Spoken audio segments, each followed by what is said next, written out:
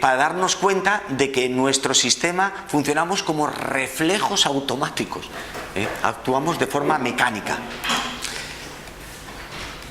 Mira, ambos nos apuntan que más allá de esta destreza del pensar, del pensamiento habitual, del pensamiento discursivo, que es tan necesario para poder hablar, fijaros, lo estamos utilizando ahora al utilizar el lenguaje, es totalmente necesario, pero puede haber una cualidad distinta de la mente que trasciende ese orden temporal, ese orden de la medida, que es impersonal, en el que, ¿ves? De forma curiosa parece que se trasciende ese yo, o se disipa, como decías tú, o se disuelve, o no sé, no está.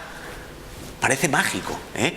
Y entonces esa dimensión es lo que ellos llaman la inteligencia, que tiene una cualidad que es la creatividad y esa dimensión de globalidad, de totalidad.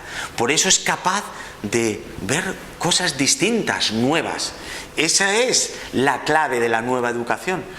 Y fijaros, esta frase me parece fundamental, cuando ese primer paso, ¿qué es esto? Descubrir nuestra vieja estructura, nuestro yo, mirarnos con todo el amor posible a ti mismo y darte cuenta, ostras, mira cómo funcionas, haces esto o aquello, sin juzgarlo, simplemente ver los hechos de cómo actúas, cómo vives, cómo piensas, cómo reaccionas, sin juicios, sin pensar que es bueno o es malo, simplemente verlo.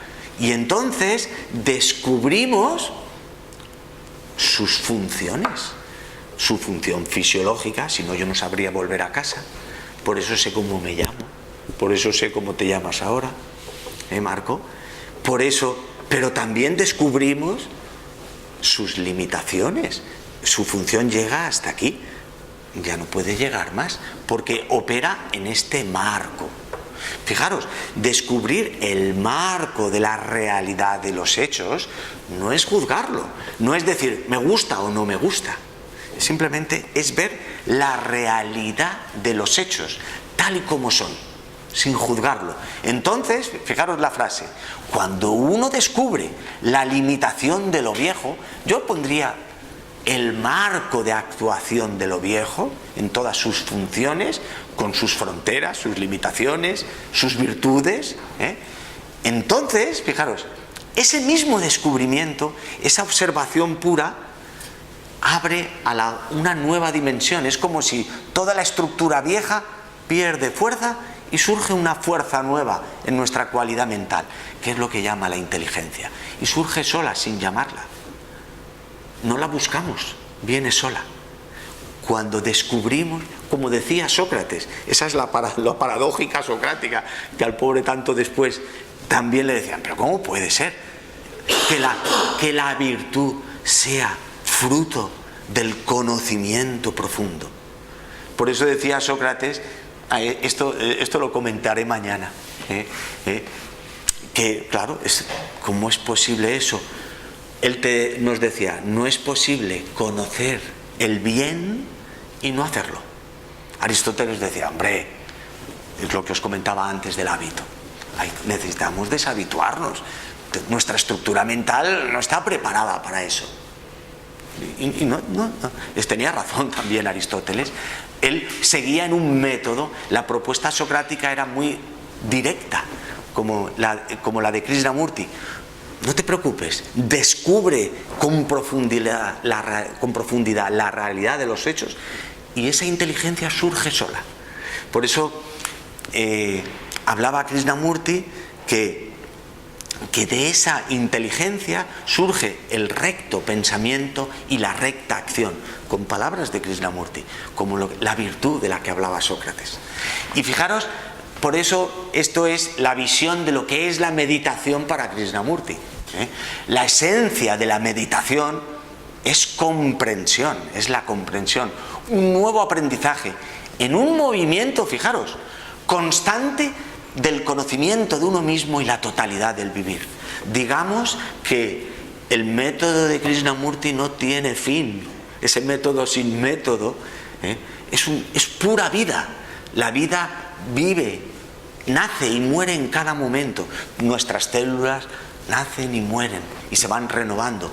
El día, la noche, el aire que respiramos, todo está en un continuo fluir dinámico. ¿Entendéis? Es como, ¿hay un método para el fluir dinámico de la vida?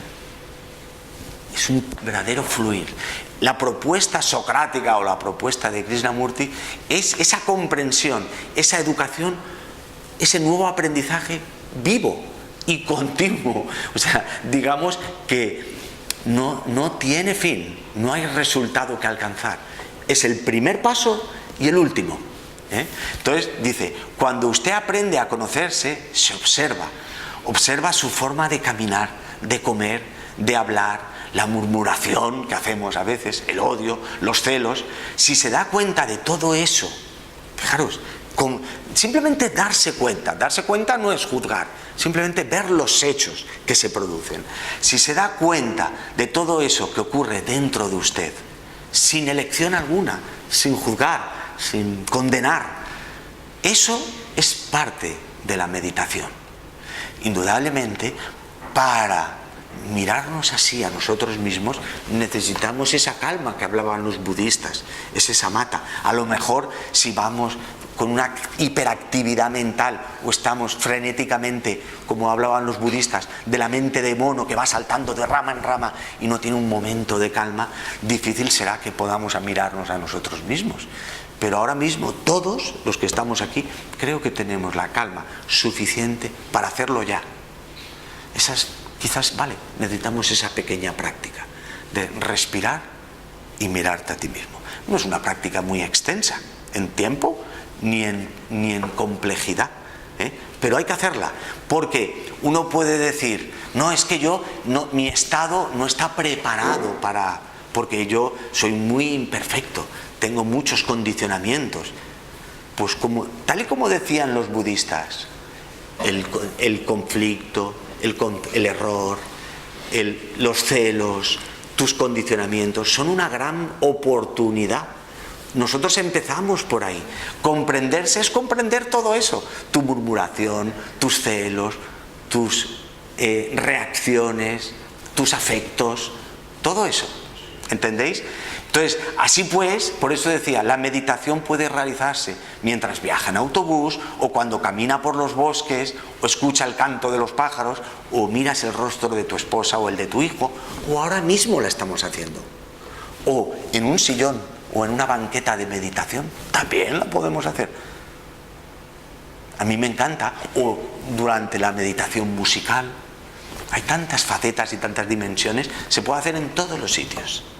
La cuestión es, necesitamos esa calma para poderse mirar de forma pura uno a sí mismo. No necesitamos un curso preparatorio de mucho tiempo para eso. Ya estamos todos preparados, por mucha hiperactividad mental que tengamos. Podemos hacerlo aquí y ahora ya. Esa es la propuesta de meditación. Por eso la meditación en Krishnamurti es una forma de vivir. Es una verdadera continua educación, como decía, en el movimiento constante de la totalidad del vivir. Entonces, fijaros, esto esquemáticamente, y así hacemos el descanso, esa observación pura, de forma natural, aquí ponemos aquí una flechita, pero surge esa manifestación de una inteligencia creativa, una comprensión. Es como ves cosas que no veías, un aprendizaje, una nueva educación, y eso a lo mejor nos permite que el ser humano transformarnos. Ya veremos. Empecemos por este primer paso. Digamos que si algo tiene que haber de voluntad, el yo, si tiene que haber algo, es de decir, vale, voy a parar, voy a tener la calma para mirarme a mí mismo, de forma pura, sin condicionamientos, sin elección, sin condenarme. Posiblemente lo ideal es que me mire con amor, con afecto, con tranquilidad, porque si no, saldrán los juicios, los deseos, por muy benévolos y nobles que sean, como decía Krishnamurti, aunque creamos que es el yo espiritual, o lo más noble que podamos.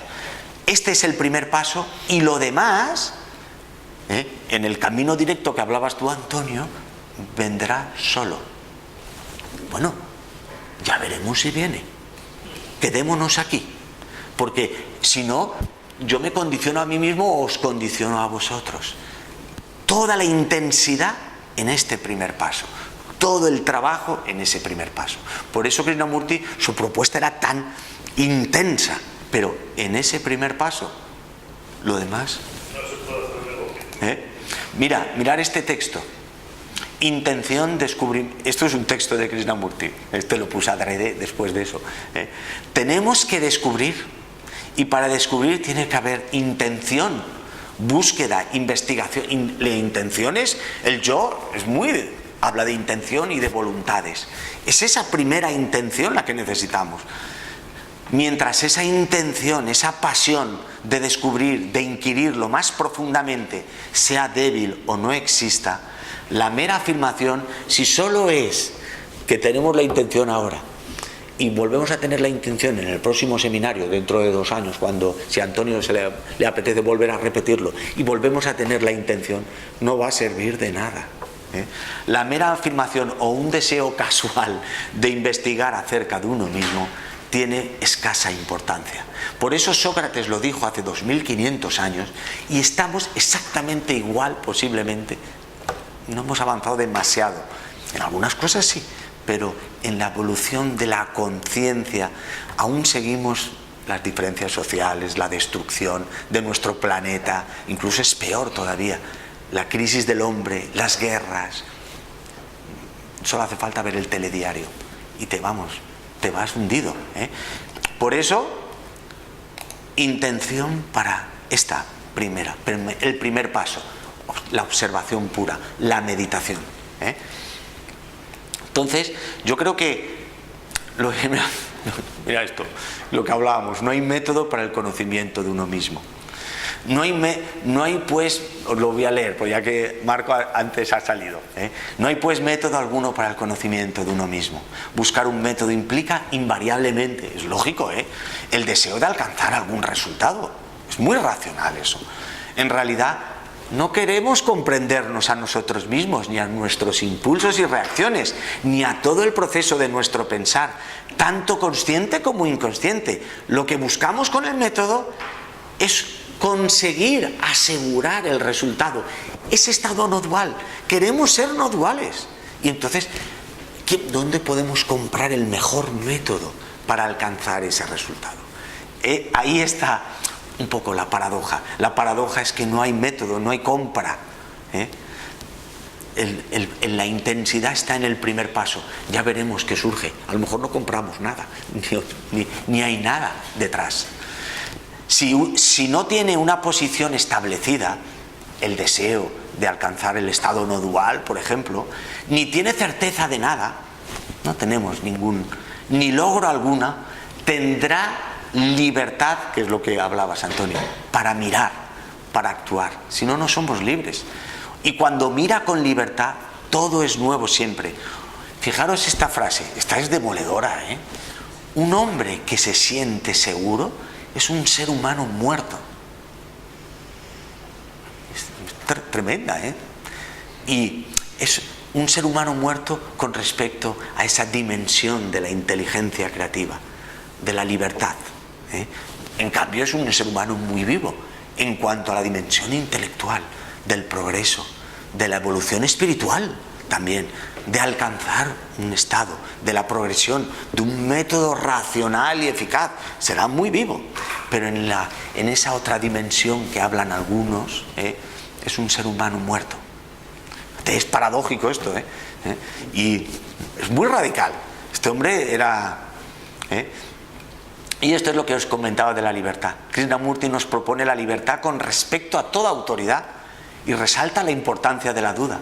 La libertad es un estado de la mente, no verse libre de algo, sino la sensación de libertad para dudar e investigarlo todo. Por tanto, tan intensa, activa y vigorosa que rechaza toda forma de dependencia, esclavitud, conformismo y aceptación. La libertad es un estado mental o de comprensión esencialmente libre, del que surge esa acción creadora. Bueno, ya lo veremos. Eso decía Krishnamurti. Pongámoslo en práctica nosotros. Si no, no va a servir de nada. Y esto lo dejamos para luego del descanso, que si no... luego hacemos un descanso y vemos unas cuantas. ¿Estáis muy cansados? Y vemos con respecto a la educación, que en definitiva es lo mismo. Como os decía antes, siempre se centra en ese primer paso. Pues bueno, vamos a... ¿Lo dejamos así, Antonio?